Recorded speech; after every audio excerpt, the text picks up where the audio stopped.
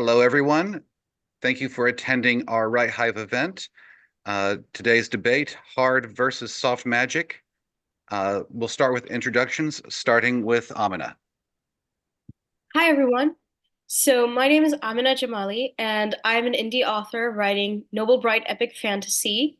My main project is my massive series, The Lord of Freedom, of which you can see the first cover over my shoulder.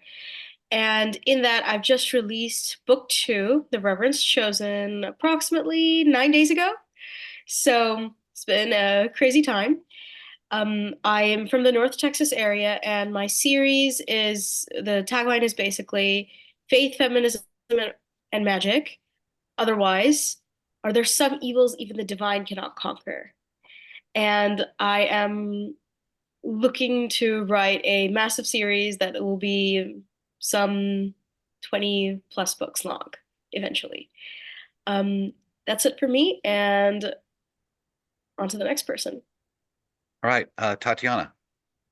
Hello. I write badass characters slaying dragons. I have three books currently. I have a completed duology, which is Bones to the Wind, Dragon in Your Bones. And then I have my novella, Sister Samurai, which is my most recently released, which is over my shoulder here. And I like to write diverse heroes and heroines in action-oriented and character-driven books. So that's what I write. And that's me. All right, and KJ. I'm KJ Harrowick, or Kat, whichever you prefer to call me.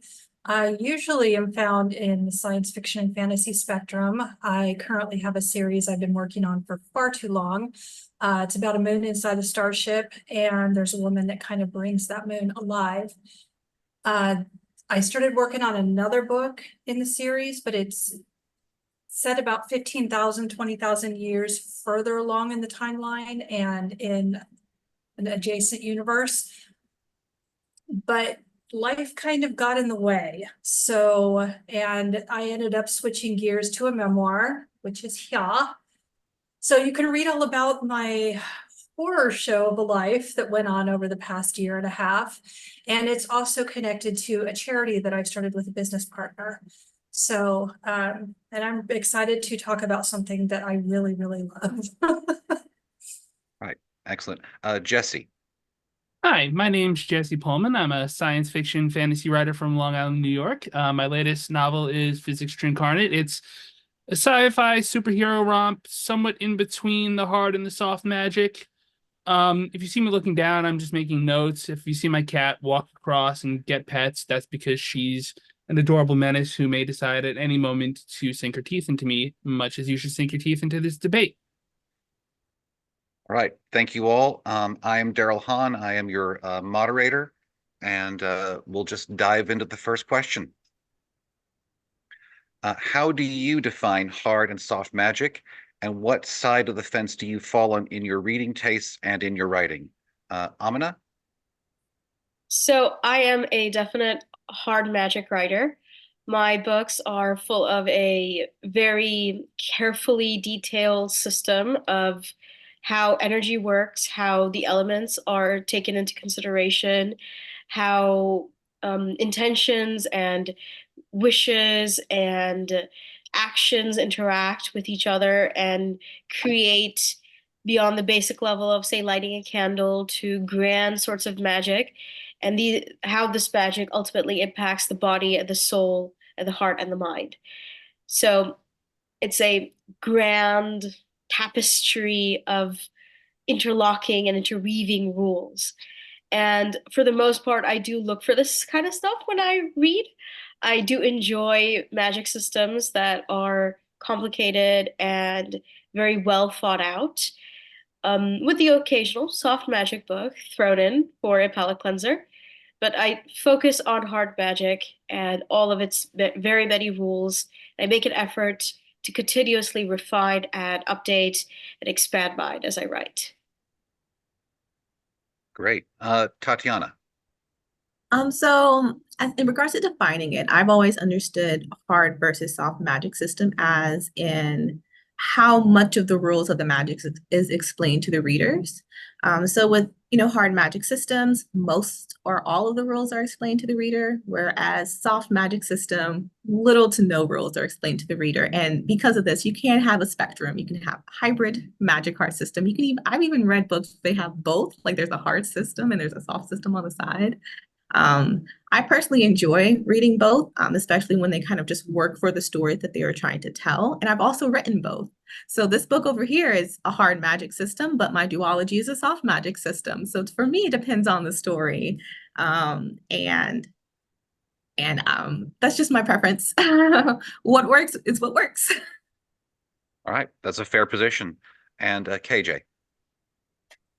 I have a little bit of a different theory. I know that on the internet, hard is very much about rules and how much is explained to the reader, and soft is sort of, you kind of leave to the reader's imagination to figure out.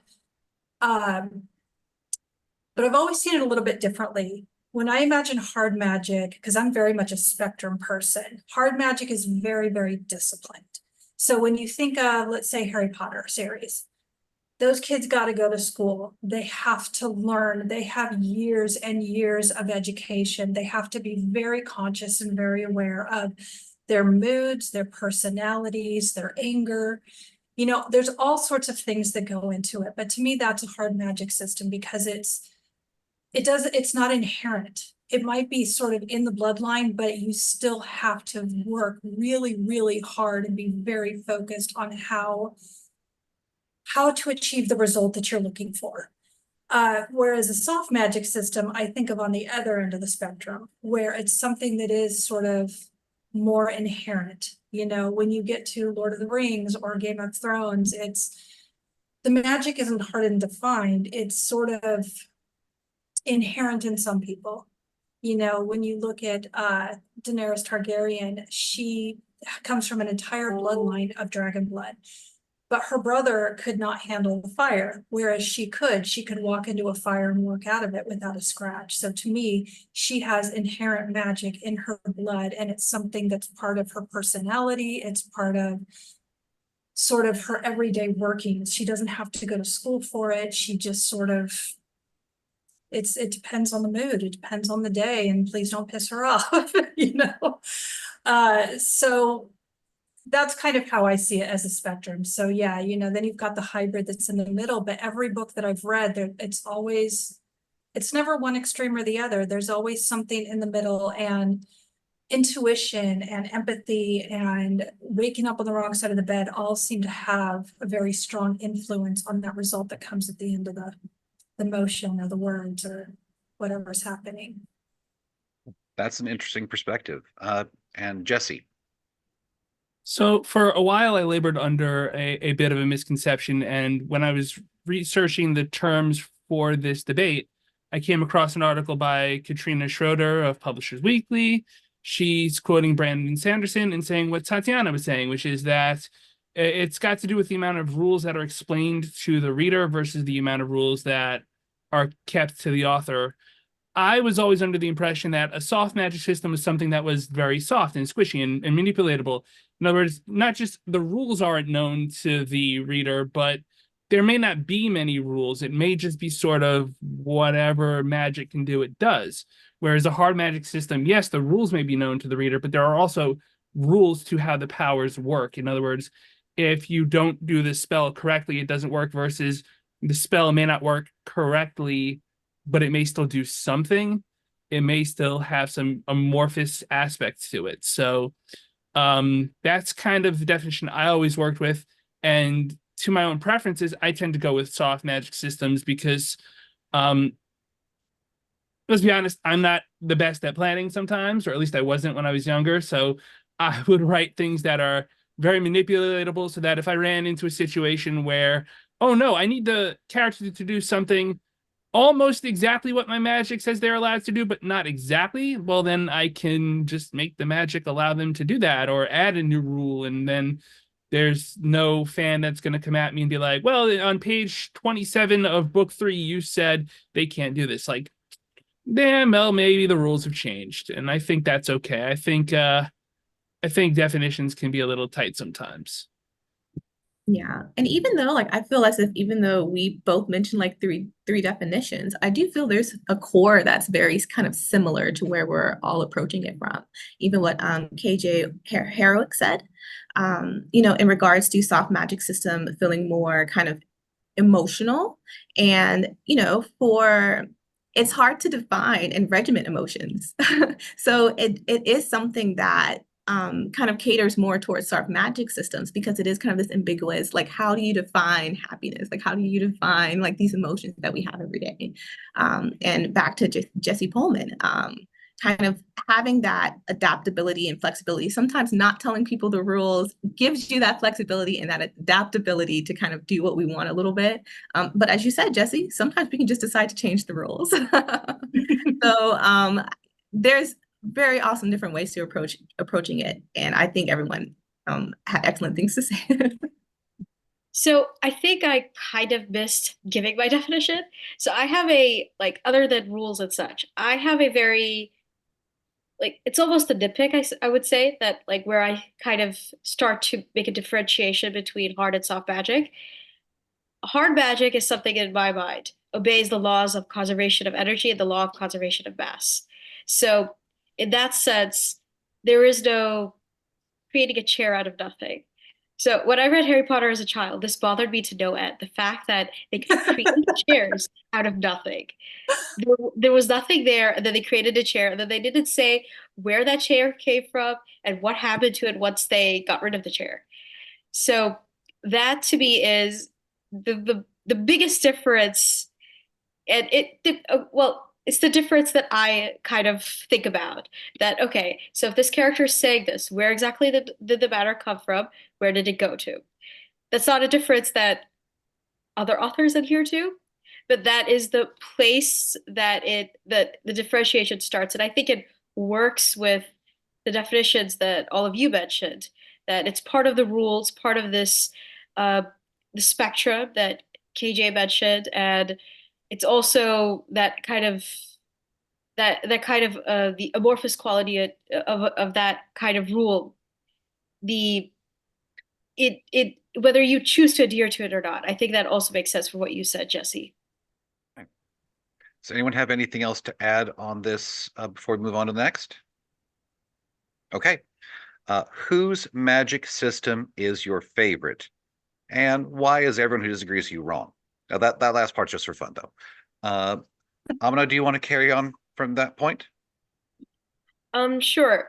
So I think I could obviously say my own. That's because I wrote it. But other than that, so the magic system that was a huge source of inspiration for me is the one in Aragon, because that was the first time I realized that I could finally see this law of conservation of mass and law of conservation of energy actually being considered in something. Since, I mean, I'm not actually in science. I work in cybersecurity. So it's not like I have a science background for which I have this particular need to adhere to that. But even so, that was something that when I read that as a child, that was the first time I thought, okay, this makes sense. It could be something that you go deeper into, something that the more you build into the more you build into, the more you find. And that is why that is my absolute favorite, because it actually could make sense. If you had access to those powers, it could be brought into the world and you could truly make things happen based upon the access to that, to the, how does he describe it? This particular flow of energy of the world. And that to me was, it has remained my favorite for a reason. Okay, that makes sense. And Tatiana. Well, I don't know if I have a favorite, but I guess since I'm the indecisive Libra here, I came with two of my different favorites. So in regards to hard magic systems, I really, really enjoyed Blood Over Brighthaven by Emma Wong. I don't know if you've read it, but it's just an excellent example of showing how a hard magic system can be so integral to the plot. Like if it was any softer, if it was built any differently, the entire premise of the story would just fall apart. Like, so it's just a great study of how to write a story, whereas the reader's understanding of the magic system is absolutely essential to the plot. So if you love hard magic systems, I really highly encourage you to kind of read that book. In regards to soft magic systems, One of my favorites is one that I've written was from my duology, and it's kind of a bone magic system. But the thing is, the books are set and it's really focused on different cultures, how they meet, how they clash. And so in response, I wanted a magic system that was really big and was really expansive and reflected those same themes. So every culture has a different understanding of the magic system because of their experiences, and their history with the magic is different. So like the readers don't really start piecing together all the worlds until they start meeting all the different cultures, because it's just kind of like so big and everyone comes at it from a different way. So yeah, I have a lot of fun playing around with that. But again, I generally enjoy both magic systems. Those both sound really interesting for very different, obvious reasons. Wow. KJ. It's funny because I never had a magic system that really influenced me growing up. Ironically, I was very much influenced by starships and alien worlds. But which got me thinking when I was writing my story is, how do I make something that's so different and so set, like Amana was saying, as part of the physics or the biology of the world, to a point where people can't escape it. But it can become very, very unpredictable if the rules change. And that's kind of what I started out writing in Bloodflower. And eventually when I start finishing the whole series, more of it will come out. But what it does is the magic actually originates in another universe. I apologize, we have flies here. It is very hot in South Texas. And my office is downstairs. Anyway, the way that I created it is everything originated in a different universe. And the way that this other universe works is magic is actually created. It's not something that naturally exists. And it's created by the bond between a human-typed creature and a dragon. So what happens is the dragon will actually eat a human. And when they eat them, they basically bite into their midsection and they draw the blood out of their body, and the blood mixes with fire inside their belly. And it creates sort of this, almost like it creates a ball of energy, and they can only use it for so much of their lives, or they can only use so much of it before it eventually diminishes. And so, I mean, obviously both the dragon and the human live, they become bonded, but that's what happens is the mix of the two creates something that they can both draw from, sort of this well of unpredictability with definitive parameters. So one of the dragons that I have in this other series I'm working on is they have inherent healing capabilities. So when a Hezrin actually bonds with that particular type of dragon, they can heal wounds, they can heal like surgical marks, they can heal pretty much anything. But with other dragons, they have different results. So anyways, by the time it got to Bloodflower, when everything transferred into this other universe, the whole system became broken. So now we've got these characters that are trying to understand this thing that's happening to them, why this moon is coming alive, and sort of what it all means. And so everything that they try to do, they think is right, but it's actually a very ass-backwards way of doing everything. And it's a very fractured. And it will only be once they get, 5 or 10 books into the series and actually transition back to this other universe that all of a sudden all of their dynamics are going to change again. So I don't know. That's kind of what I did, was I wanted to create something that was a little bit different and stood out, but could be very, very unpredictable. So even when you think you understand the rules, all of a sudden the dynamics change and it's like an unreliable narrator. All the results start shifting. Interesting. Jesse. So first I have to say, Amena, cybersecurity is absolutely magic. So congratulations on being a magician. And Tatiana, you're not the only Libra on this panel. And KJ, unpredictability is actually really essential to plot, just as hard magic can shape a plot. As far as my favorite magic system, mine is Mercedes Lackeys, in that it draws a lot of the themes and theories I like about magic coming from the power of a caster's life energy, and it builds a sort of set of parallel magic systems. There's a magic system that comes from the life energy of the caster, and it it comes from the life energy of everything around you. And if you're gifted enough, you're capable of tapping into the flow of life energy, be it just a little bit from local plant life to being like a torrent of power or a massive, almost like a lake of power. And that fuels your ability to create change in the real world. But it's also got a parallel system where there are mental gifts like mind reading or even foresight, where you can see the future, or you can use magic to see into the past.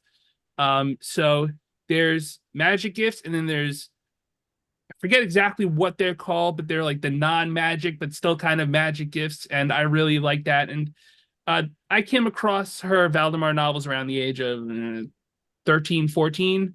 So that really helped shape a lot of my thinking, because before that, a lot of my experience had been with either Dungeons and Dragons magic or just like magic points that a character in a role-playing game would have to cast a spell, which is kind of like their fuel. So basing it all off of the power of the caster and their own life force really inspired a lot of my fantasy work, and may not have necessarily inspired this novel here, because that's, you know, more like mutants and superheroes, but it's definitely in there, and I'm sure I'll talk about that later. I'm really happy someone mentioned Mercedes Lackey. I'm just going to jump that out there, even though I'm going to keep the rest of my opinions to myself. Actually, I was going to ask about that. Which series was it again that you were talking about? Sorry, my daughter walked in. It's cool. It's the Heralds of Valdemar series, so it's one of her Okay. big ones. I don't think I read that one. I did read the Obsidian Mountain trilogy though, and I did like the magic system in there. And the tea ceremonies. The tea was, I was thirsty all the time reading that trilogy. When building your own magic system, tell us a bit about how you decided how your magic worked and how you used it as a tool to shape your story. Amena? So it's really interesting. I have not read Mercedes Lackey. The author that I read primarily when I was a child was Tamora Pierce, who has a very interesting magic system that is similar but not quite the same. Um, but ironically, the description that Jesse gave is very similar to my magic system. That there are these characters, there's two different kinds of magic. The first is the original, and that there are like 5 different versions that could manifest in mind linking, foresight, farsight, healing, and teleportation.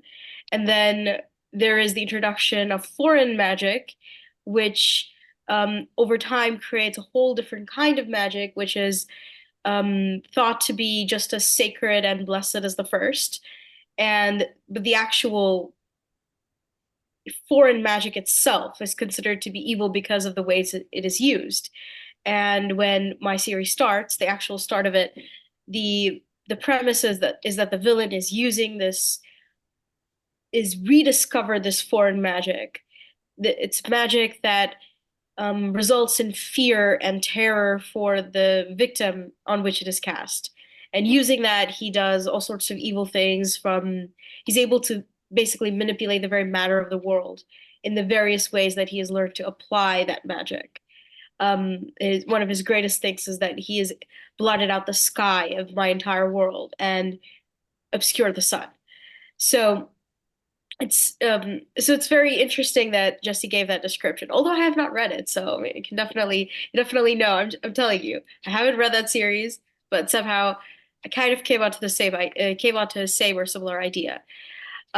So getting to the last part of the question, how I use it as a tool to shape the story.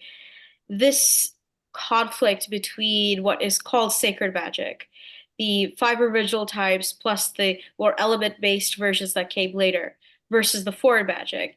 This is in a sense, the plot of the story, that how do my characters use the various forms of sacred and blessed magic in order to defeat this magic that essentially turns the mind against itself, and all the different planes on which that might happen in themselves, in the community, in the natural world, and that it is a sort of, if you understand how it works, then you understand the various moves that both sides make in order to defeat the other.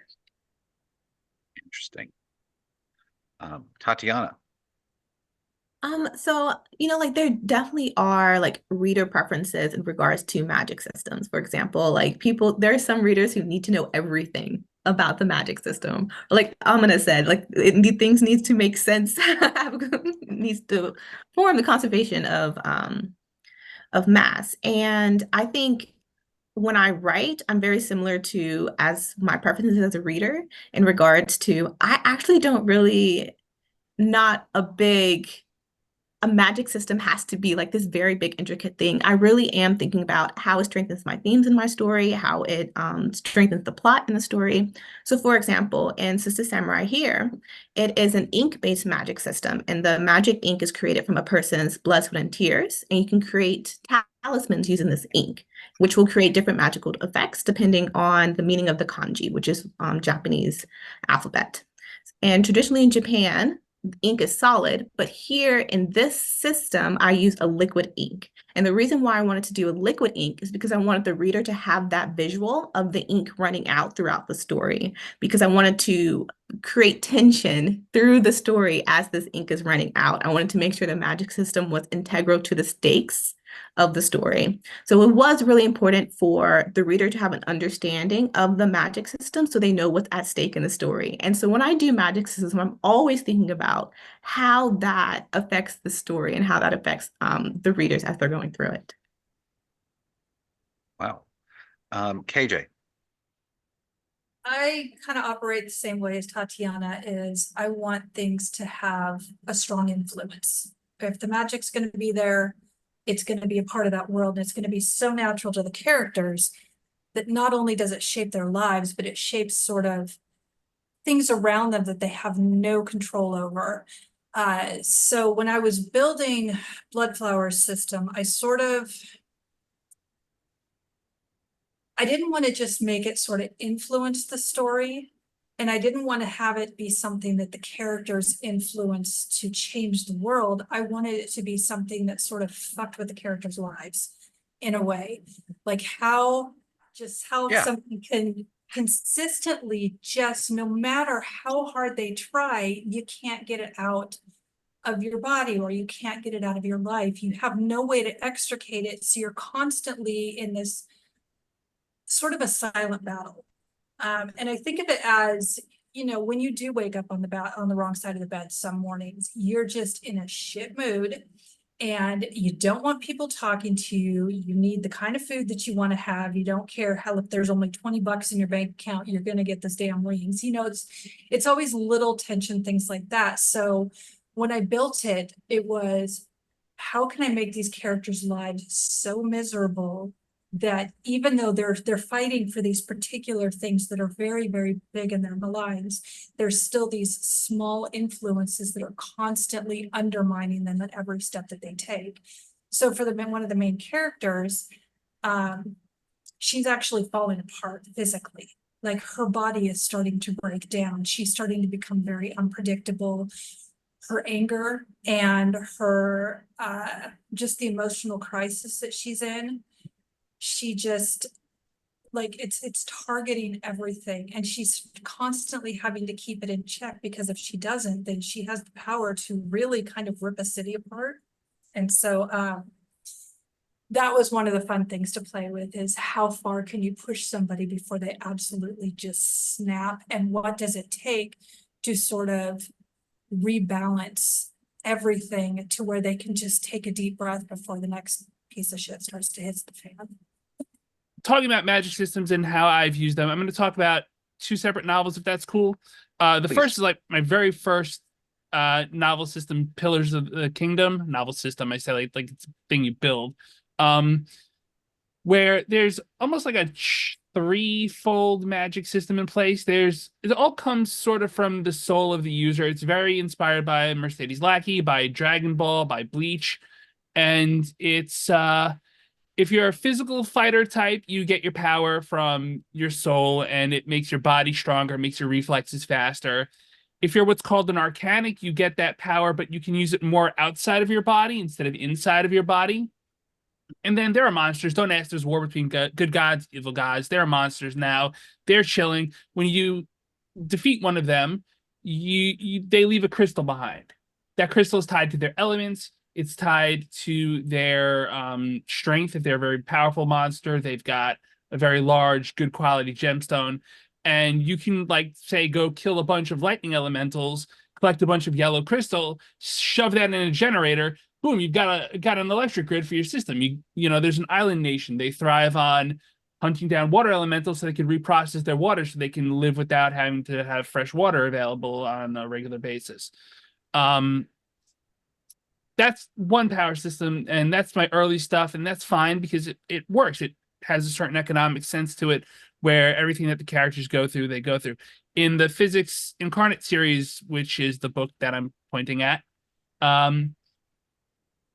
it's sort of X-Men inspired in the sense that, like, the characters are superhuman. They're not called mutants, but they're mutants. And, you know, no amount of scanning has ever, you know, like, no MRI has shown brain activity that correlates to the use of their powers, but they have powers, and those powers do tend to have rules. For example, the protagonist of the first book, he has the power to manipulate atomic structures at will. He can transform oxygen into chlorine. He can create very dense metallic substances to be like armor to protect him, but he can't affect living things. So even though he can't turn you into, say, what's a good atom? What's a good molecule? Carbon dioxide. He can't just transform you into air and make you disappear.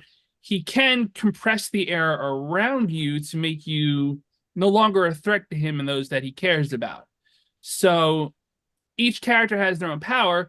Those powers have rules associated with them, but there's no hard and fast, like, how they work so much as just like, you can kind of do something, you can't kind of do something.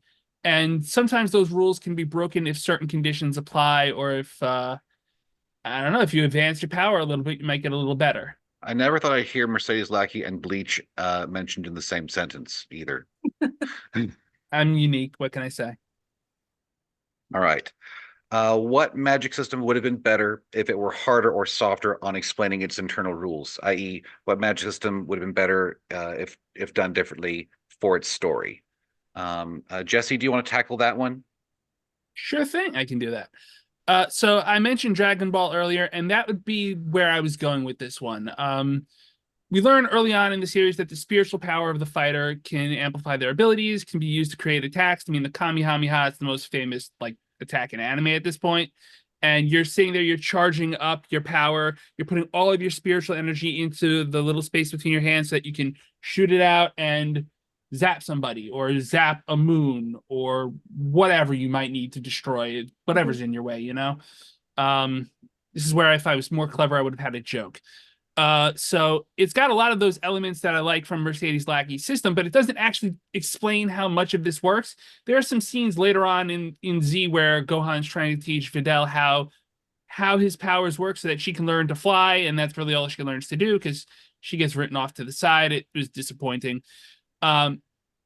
And it's okay. It's fine. If your series is all about, like, martial arts and not about the way that the magic works, that's fine. If your story is about the conflict between thematic structures like Gohan overcoming his inherent fears of fighting and pacifism in order to fight Cell when Cell pushes him into a corner, that's fine. You're not focused so much on the rules of the power, but I would have liked to see more of that because even though I'm a soft magic person at heart, I do like some structure and rules to what I'm seeing.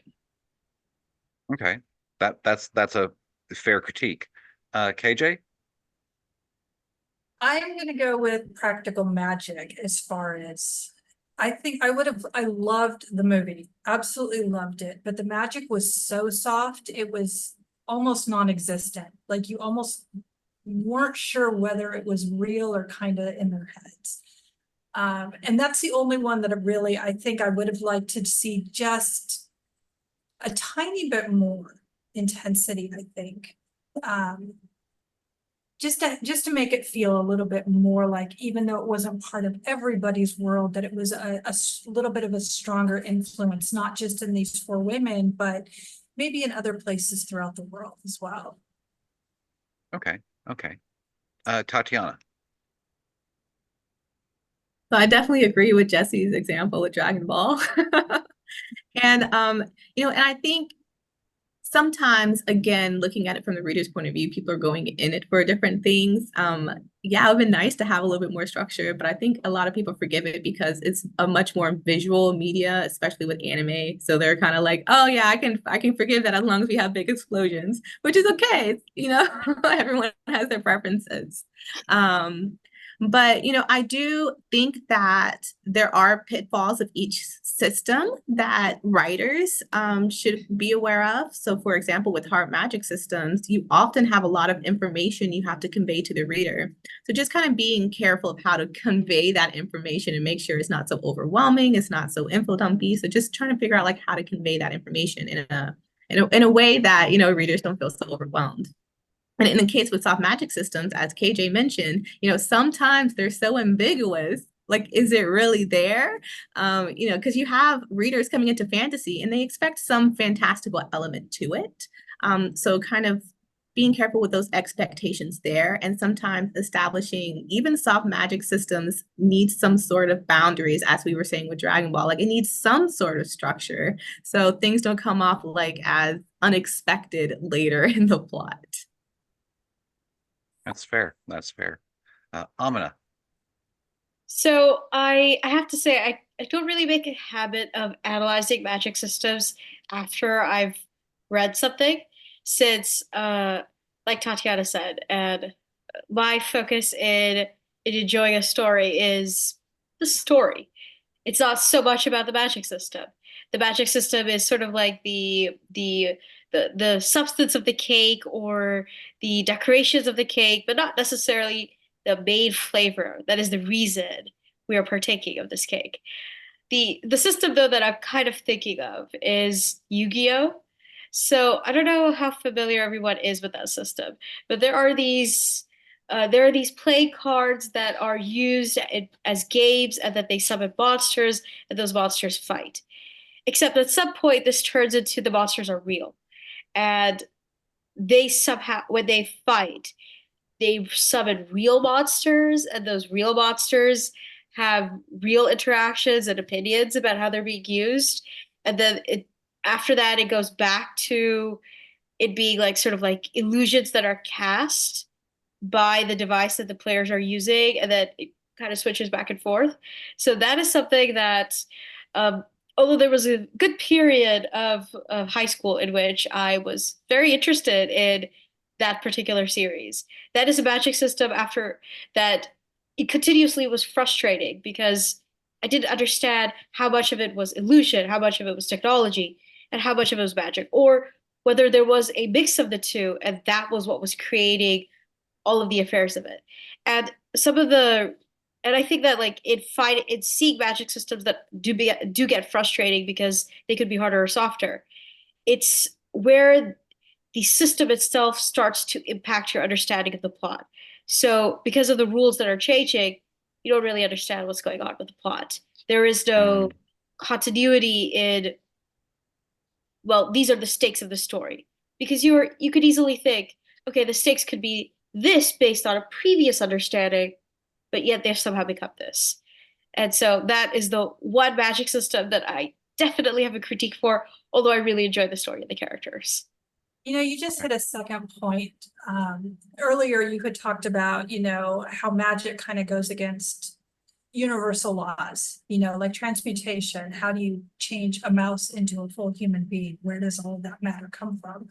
But you just touched on, where does magic and technology collide? And I think there's a lot of stories that are going that direction, where they're starting to either integrate them or show where this piece is technology, this piece is magic, but there's still this sort of unwritten piece in the middle. I don't know. I've been thinking about like how science fiction and fantasy are moving forward, because a lot of the science fiction we read as kids has sort of come to fruition in a lot of senses. So I think magic and technology is now probably that next frontier of what are we going to start seeing, as far as we're going to see 50 years down the road, 60 years down the road that we're writing now.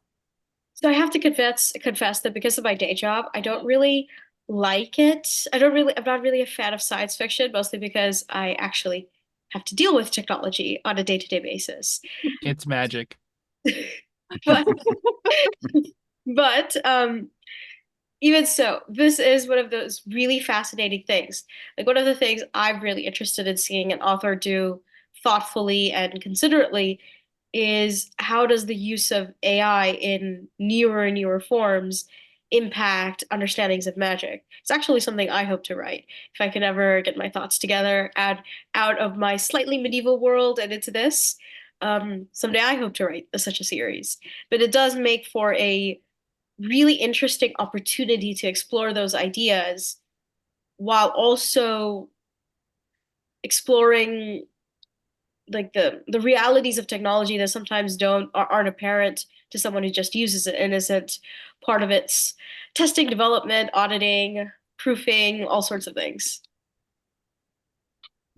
Wow. Another big takeaway that I had from what from you explained about Yu-Gi-Oh is an author really needs to, pick a magic system and then just stick with it, as opposed to we're using this one today and this one tomorrow. Yeah, And then I back to this one today. I know, like, I think that's one of my gets me the most hung up about, especially hard magic systems where you introduce these rules and suddenly you break them. And it's different if you've explained why by before the end of the book, but if you end the book and as never an explanation, I'm pretty sure I would be really angry. Like, well, why do you like why? So yeah, I hope there's an explanation to why things are broken when you spent all this time and all this energy giving the rules to me. And if you're going to give the rules, please don't change the rules midway. I mean, or at least don't do it without like to borrow from DC without like a cataclysmic event that suddenly reshapes all of reality, something of that nature. That at least that offers like, okay, so it makes sense that the continuity is broken. Now we're relearning everything. Sort of like what KJ was talking about. That the switching between universes, okay, it makes sense. The reader's like, okay, I understand why I have to now suddenly relearn all my rules, but I can follow.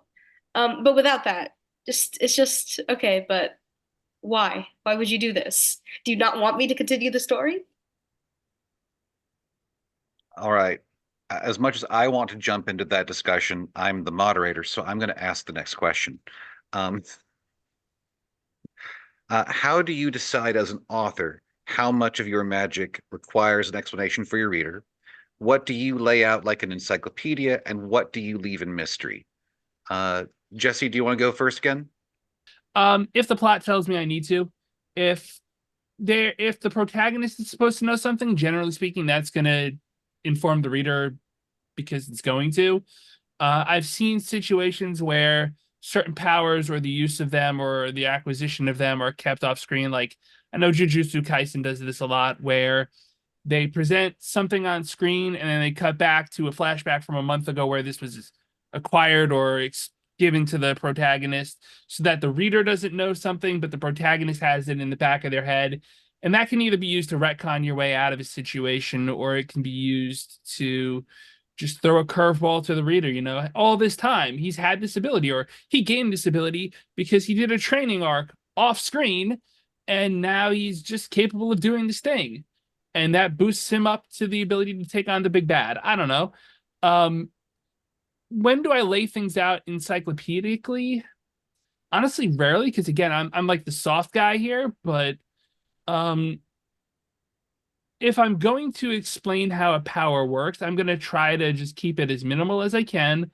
If something more structured needs to be done, like I have a book that I haven't finished my second draft of, and my editor wants my pages back or something like that. I don't know. It's been months. I have the character perform a ritual, and the ritual's rules are explained.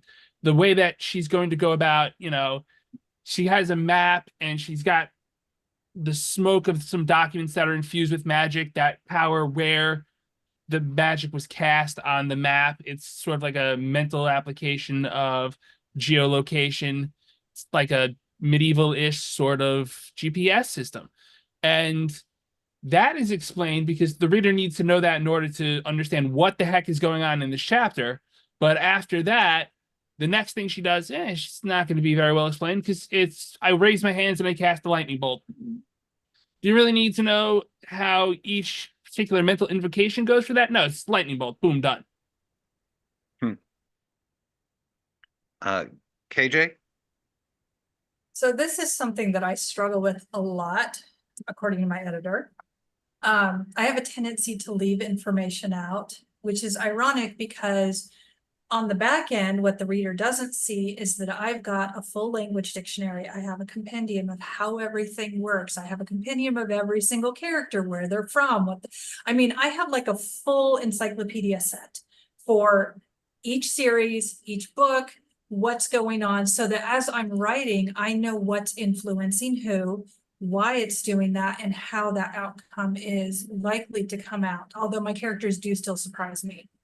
But when it comes to how much to tell the reader, that's where, I'll be honest, I always get really tripped up sometimes, because it's just, I have these big worlds that I build, these huge magic systems, huge languages, and then when I go to tell the first story or the second story, I'm only allowed to use so much, because otherwise I get, I end up overwhelming the reader, or I end up not telling them enough. So it is this constant battle of, okay, is this necessary? How about I overwrite and then, pull back? Or am I in the mood to underwrite, and then I'll sort of explain as I go? So it's a constant balancing act.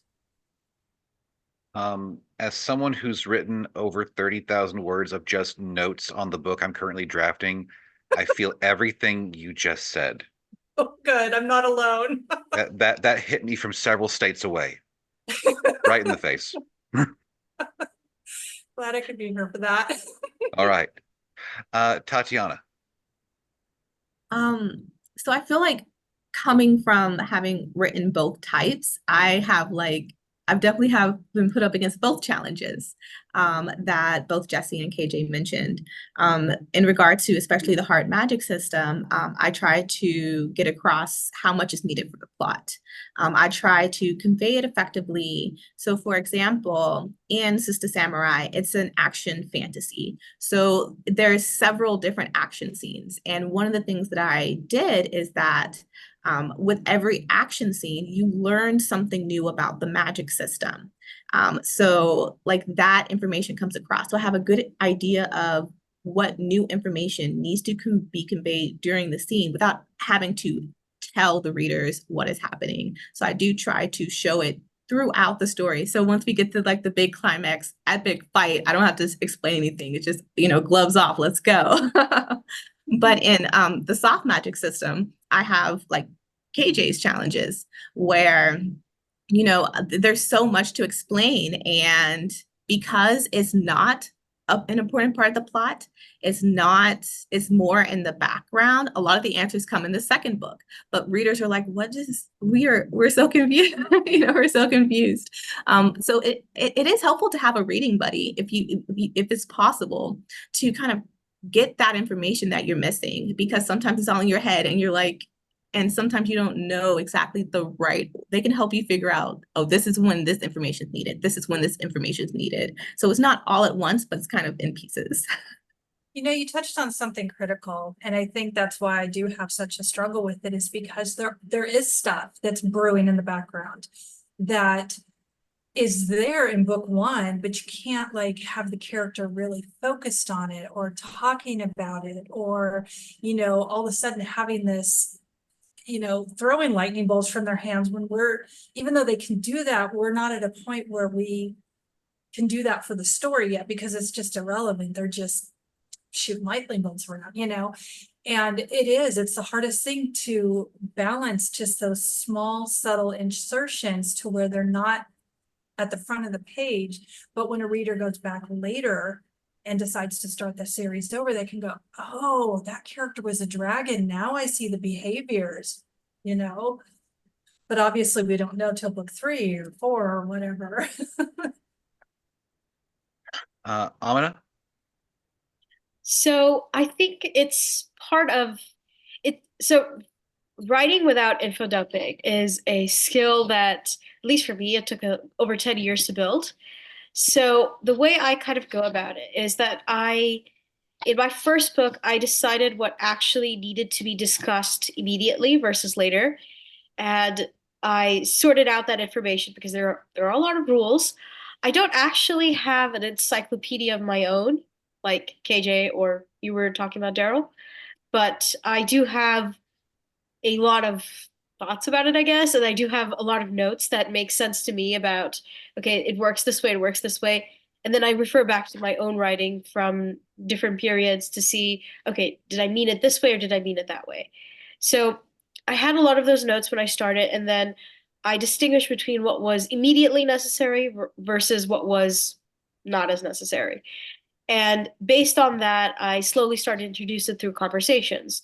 So my characters, some of them are still learning what magic is, how to use it, how it all works, what things that they need to be wary of, where it could possibly hurt them if they don't do it right. And some of them know all those things already. And some of those things are meant to be kept secret. So as they have conversations, some of those things start to become more and more clear. And then some of it is also so that's for the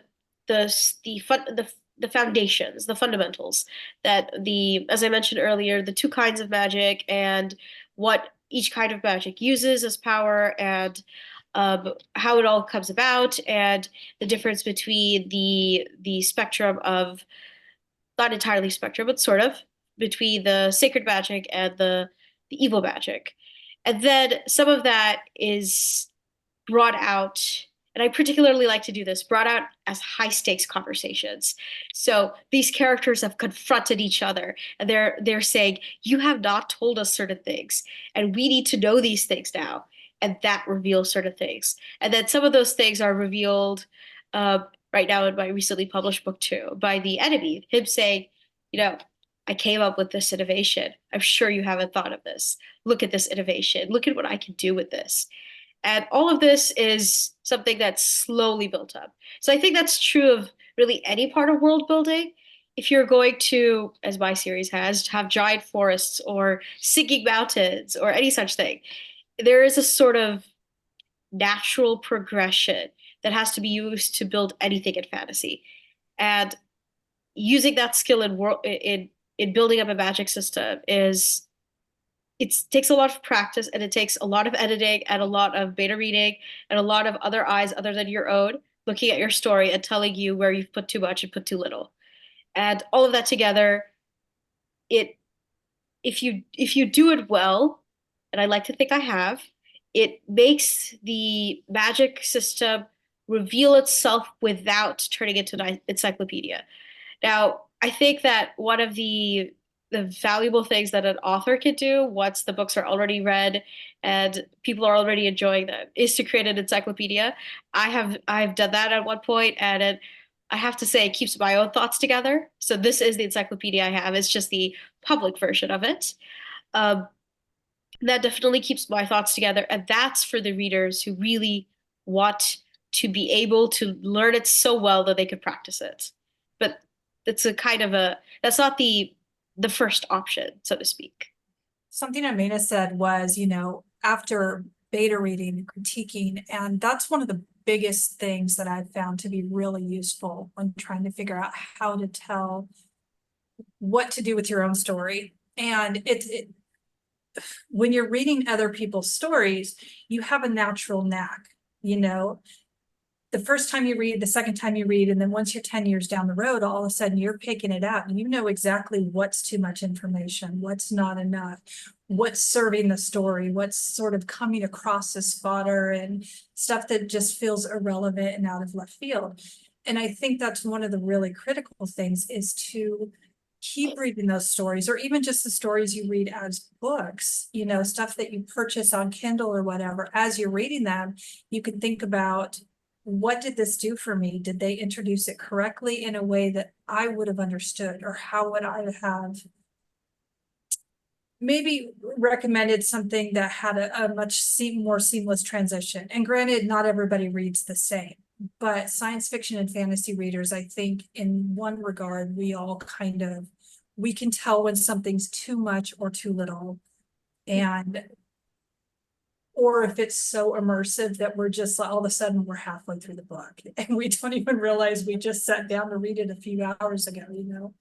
But it's a really critical tool for just trying to figure out if you can start spotting it in other people's works, then you can go back to your own, especially if you've had a week or two away from it, then you can go, oh, now that note makes a lot of sense. Now I see what I'm doing. Yeah, yeah. I think something that also really helps is to approach the story, the magic, from different perspectives. So, what I described is how my main characters are exposed to and learn about magic. But at a certain point between book one and book two, I wrote a prequel. And in that, I again had to decide, okay, so how much magic system should be displayed here? Where exactly is the beginning? What's too much? What doesn't really need to be discussed here because it should lead anyway to book one. So what's unnecessary? And doing that helped me refine certain things and um, also helped build the culture and the societal impact around the magic system. I would, and that leads me to something I feel like should be added to everything we've discussed, and that leading back to something that Tatiana said, that if you're going to write a magic system, make sure to write it in such a way that it feels part of the world in all the big and little ways, the meaning the cultural impact. There's a way that people with magic, there's a way that people with magic live that people without it perhaps don't. And putting that aspect of it makes the world more real. And well, that's what we really want for our books to be as real and immersive as they can be. I loved your what you just said, Amina, with like aggressive conveying information. Like sometimes it's really nice to have different characters who are on different skill levels. So for example, I think that's why hard magic systems you see them a lot in magic school, like the magic school genre, because you have the ability to explain to characters who don't know about the magic system. So you definitely see like hard magic systems kind of prefer that genre in a way because you have a school. You need to explain, the school needs to be there for a reason to explain something. So you can definitely see like hard magic systems kind of benefiting those type of plots, or even like lit RPGs that are based off of game mechanics. So you see like hard magic systems with that genre. But on the opposite end, for soft magic systems, I think you have what magical surrealism, which is the softest of softest magic magic systems where nothing is explained. And so sometimes taking your subgenre into account is also very important to what readers are going to expect out of your magic systems.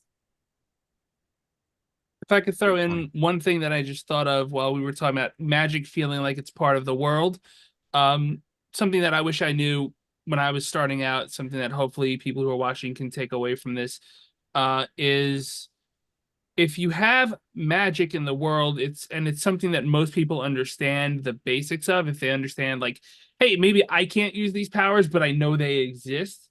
A lot of times characters aren't necessarily going to go around talking or thinking about that very much because it's something that they understand. So unless they're actively involved with it, they're just sort of like, hey, it's just something I know. I'm not like, so it's Tuesday and I'd like to think now about how a healing spell works and how the first thing I have to do is I have to use my second sight to look into their bones and find a fracture. It's like, are you doing this right now? If you're not, what are we doing? Because why are you thinking about this when you should be thinking about, hey, you know, I have to make the turn down this next alley to get to work because I have a 9 to 5 at the blacksmithing shop coming up. You know, you want to make your information dispensation more organic than you do want to make it a thing, which is why like magic schools are a perfect place for that. There was something else that I had that I was going to say that I forgot because, you know, I'm not very good at taking notes on my cats on my clipboard. Magic schools, training arcs, like when you have characters who do like, okay, you're a level 3 fighter, I'm going to make you a level 4 fighter, or I guess maybe it would be a level 4 wizard in this case. You know, you're going to learn this new spell. That's a time to go through and talk about how the magic works. So that's like, oh, it's all about making it flow into a nice, easy thing instead of just like, oh, I'm randomly thinking about, and here's a sci-fi one for you, the classes of Starship that just I happen to think about right now because I'm on one. Like, we're on a starship. We do this every day. Why are we thinking about the classes of it right now? You know, and adding on to that too, a lot of times as authors, we're thinking about how can this magic be used? How can the character use it? How is it used culturally? How is it used to influence part of the language? But as we've seen with technology, how can it be misused is I think one of the big things that really needs to be considered is what happens when the wrong person gets a really great skill. And I'm thinking of the series, I think it's called The Boys on Amazon, where you have these big spotlight superheroes that are supposed to be the great beings of the system. And in the first episode, they're, running some woman over and completely, she's a blood splatter. They just start looking at all of the bad things that happen and how all of these magical systems are misused by people that are in power. And I think even just for soft magic systems, it can be the same thing. We really got to think about how they can be misused as part of the culture, as part of the story. And even does the character have thoughts about misusing it or using it the way that they are not supposed to? Yeah, We that's talk about rules in hard magic system, and as you said, KJ, like sometimes soft magic systems are ambiguous. Sometimes ethical rules, I feel, fit very well with soft magic systems. Yeah. There's so much to consider when we really look at it as a whole. Sorry. No, it really is, and the topics all really could go on forever. We have, however, been going on for an hour, and we probably could go on for another one if we let ourselves. But I think that this is probably the best point for me to thank you all for being a great panel. Thank you all for bringing such great perspective and and authorship under your belts into this entire discussion. And to everyone that's watching, thank you for joining us. Thank you for your time and your attention to us on this topic. And go out and write great books. All right. Thank you. Have a great one. Thank you. Bye.